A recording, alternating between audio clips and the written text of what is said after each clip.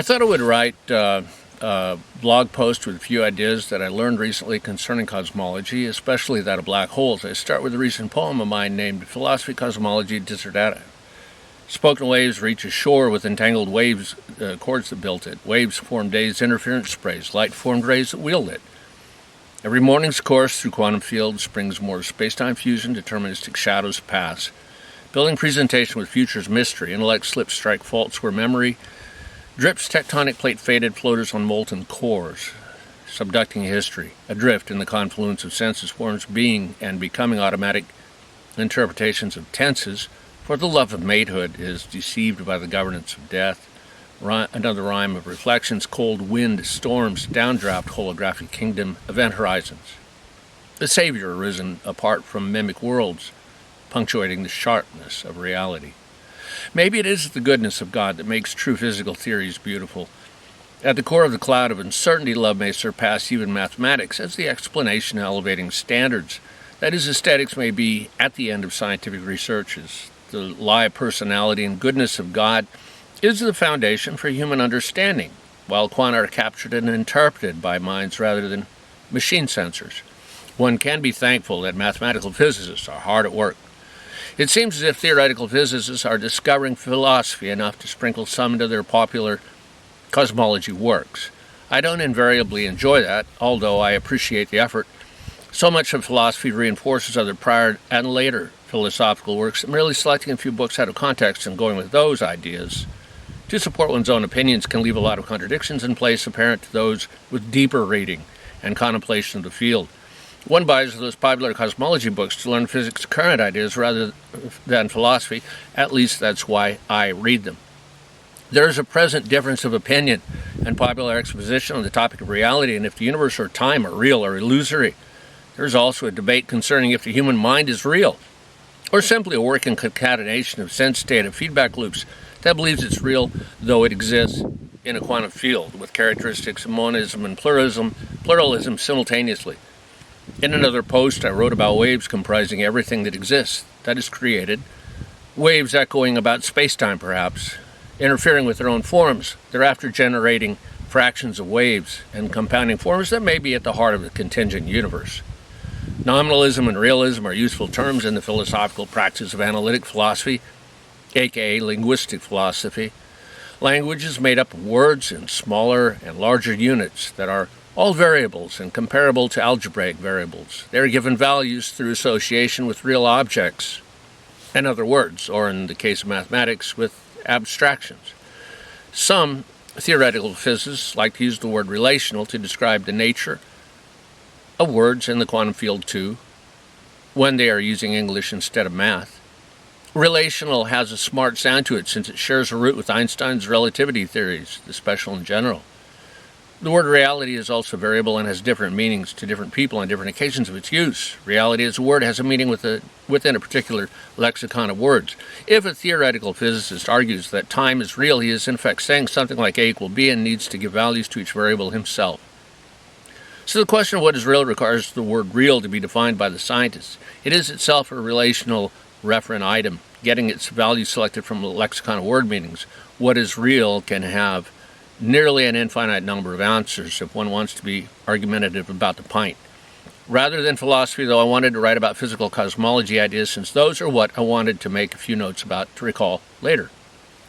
It is possible that gravity, space-time, and the quantum world of mass energy are all tied in together. A singularity with an infinite concentration of mass energy and apparent space-time too exists at the start of a universe, relatively speaking, and within the event horizon of a black hole. I believe that mass energy compaction is finite in a black hole singularity because there is a limited amount of mass energy that went into it. An infinite amount of mass would be required to make compaction infinite, or the compaction would halt.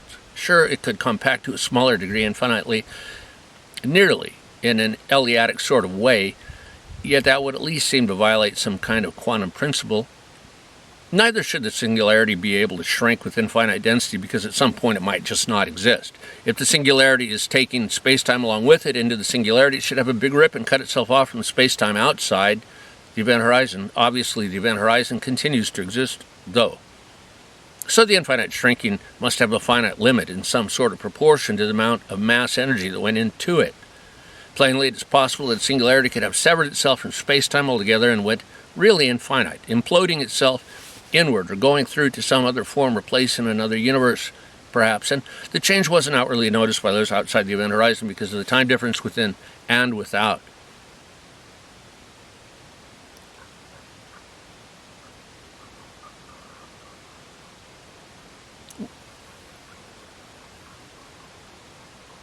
Outside the event horizon because of the time difference within and without the event horizon.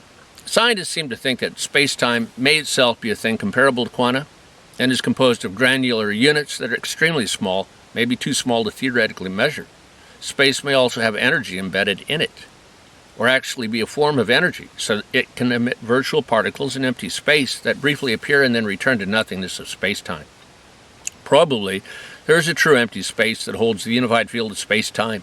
Inquisitive individuals have considered basic questions of space and time, or space-time, for thousands of years. The pre-Socratic philosophers Parmenides and Heraclitus considered the question of volume and space, and if the Earth had killed off space when it occupied space, or if nothing that still existed on Earth was just occupying it. They also wondered if everything is in motion or if nothing is. Issues for another day. Plainly, nothing would need to exist for something to exist in a space. That necessary nothing would be necessary for the modern idea of a space-time field to exist too, and for a singularity at the start of the universe to occur in. Science doesn't consider the question much because all scientific equations seemingly apply only to the space-time field and the energy in it that is the mass energy universe. And only fairly recently did science learn about space-time items like virtual energy that could be just waveforms flexing themselves and also comprising just space.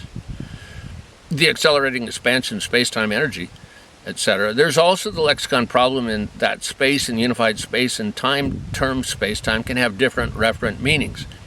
Before the beginning of space-time, there was nothingness, in theory. And nothingness can only be compared to being, for with just nothing, there are no relational objects or ideas to relate to. Nothingness for us, yet for God speaking into the nothingness that didn't comprehend nothingness at all, something, or waveforms, that's a different story. Einstein, of course, created the idea of a unified spacetime that has material-like qualities of being warped or curved by gravity. Gravity seems to be an intrinsic characteristic of mass energy. Mass energy curves space. That makes it a lot of sense. If spacetime is itself a sheet of energy, it is very, very dilute, while mass and energy are very concentrated. Singularities would have spacetime compacted to a finite point in black holes. Thereat, a singularity could be like a knot tied in spacetime, or like a niche built in a wall to place a vase with flowers and that don't go any further. Space-time stops at a singularity but doesn't end there. Compacting time is like a thickening of space. If one rides at the center of a spinning disk, one rotates faster than at a distant circumference. Relativity is the difference in position between a rider at the center or at the edge of the disk, in a manner of speaking. The warping of space-time inward toward the center makes time travel seem slower to those traveling along the edge beyond an event horizon. At the event horizon, space-time is thicker. At the singularity, where space-time is thickest, than at the singularity. And some, like Hawking, say time stops. If time stops, space has ended too, yet that would plainly be a local phenomenon, and perhaps somewhat improbable as well. It would require too much time for those outside the event horizon to learn the answer to, for their experience of time is very much thinner. Black holes would also have a vast amount of energy and mass. If it were released instantly, a good-sized one might incinerate much of the known universe. The idea that singularities can release no mass or energy is intriguing. Hawking speculated that black hole event horizons may leak virtual energy, yet a singularity is far from an event horizon that is almost infinitely far in space-time terms regarding thickness. Maybe some particle pairs superposition or entangle inward and outward of an event horizon and are separated. with one going in and the other escaping out, yet that would only mean that the singularity's efficiency at destroying or absorbing mass that goes within the event horizon is less than 100%, rather than implying the black holes evaporate eventually. Because of the distance in space-time, because of the distance in space-time of a black hole singularity from the event horizon, it would require an infinite time for the leakage to occur, if it could at all. One might speculate that even black holes have quantum superpositions all over the space-time universe, so they could escape sometimes. Yet, if space-time is local and infinitely niched far away from the normal space-time, and if space-time is a unified energy field, that would probably include all superposition waveforms too, that are actually particles for some purposes. That is, the waveforms trapped in the space-time field, trapped in a singularity, should be entirely isolated from waveforms beyond the event horizon. Plainly, one wonders if the spatial area between the event horizon and the singularity is a true void empty of all space-time, leaving the event horizon as a distant time residual wake or splash like that of a boat or a diver from a high board into a pool. And it does occur to one that if waveforms are trapped, or the waveforms are the basic matter that makes all everything else exist, including mass and particles and space-time, that in a black hole it could be that one could simply have one of those knots one unravels at a certain point, and it just disappears entirely, the mass of the area, and just resume being a wave, and the conservation of there could be a conservation of waveforms in the universe such that the initial amount of waveforms that were existed entangle themselves, convolute, exert virtual energy kind of friction as they pass through before space-time, maybe generating things like the Higgs field, perhaps at the surface of an event horizon, yet